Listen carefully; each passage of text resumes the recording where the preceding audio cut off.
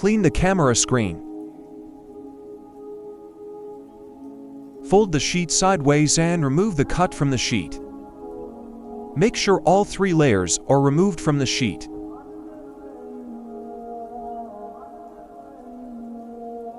Partially peel off the bottom layer from the screen cutout. Fold it outward and carefully align and adhere it to the camera screen area.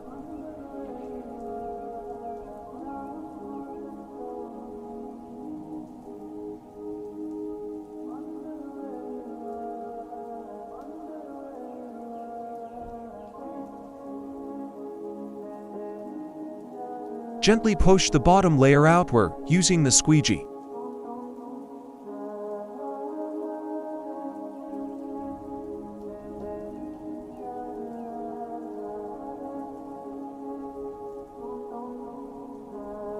Using the squeegee, push out the bubbles in the corners.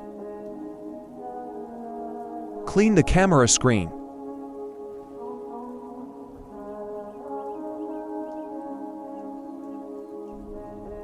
The bubbles, lines and shades will disappear automatically within 24 hours.